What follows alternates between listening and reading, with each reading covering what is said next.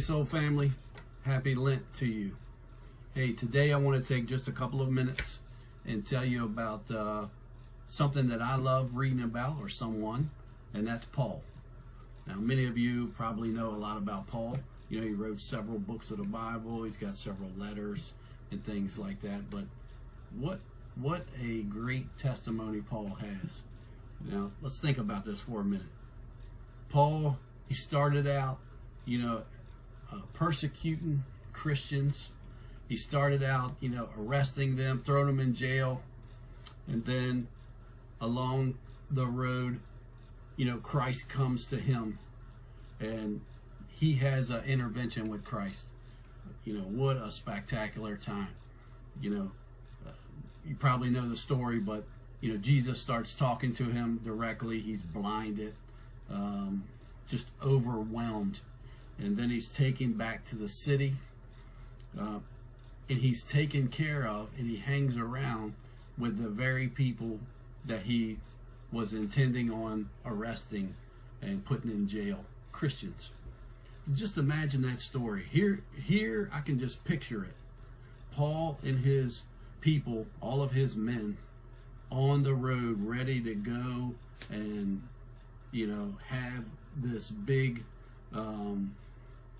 arrest party, so to speak, with Christians. And then all of a sudden, Christ comes down. We know what happened to Paul, but what about the men? All the men that were with Paul. Man, just imagine what they were thinking as this was going. Now, of course, they couldn't see the light like Paul could, but they could hear, voices. They seen what happened to Paul. Just a wonderful, wonderful testimony. So Paul then goes out and he starts, preaching the gospel. And he starts teaching. He starts healing. He starts doing all these great miracles out. The very thing that he despised the most, he starts doing it. So just imagine that, Christ saw something in Paul that he could see in every one of us, and transformed him into a new creature. So thinking about Paul and how great he is, it made me think about one of the letters that he wrote in Philippians 4. So there's many verses, famous verses that come out of Philippians 4. 4:4, rejoice in the Lord always. And again, I say rejoice. 4:6, do not worry about anything. 4:13, everybody knows that. I can do all things through Christ who strengthens me, right? So there's some famous verses in chapter 4. But let's just take a look at chapter 4. Now, Paul was writing this to the Philippians, but let's just think about it.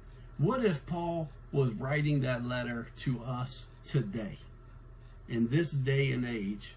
What if we got a letter from Paul? I mean, that would be kind of crazy, but let's just say it happened. So let's go through it real quick.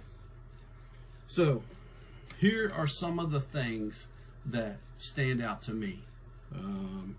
So the first thing he says is stay true to the Lord. He says settle your disagreements. Always be full of joy. Be considerate. Don't worry about anything and pray for everything. Thank God for what he has done. Fix your eyes on what is true, what is honorable, what is right and pure, what is lovely and admirable. Think about things that are excellent and worthy of praise. Practice all you've learned about God. Be content with what you have. I can do all things through Christ who strengthens me. And give praises for those who deserve it. Be thankful for those who help you. So that's chapter 4 in a nutshell, 2,000 years ago. So as you see, if we do these things that he told the Philippians to do years ago, how would our lives be different today? I mean, with everything that's happening in the world, whether it's political whether it's the pandemic or just life, a lot of death, a lot of stuff happening around us. What if we applied these during this season? What if we took some of these and tried to challenge ourselves during Lent to be better at? Maybe it's always be full of joy. And that's not easy, to always be full of joy. What if it's be content with what you have?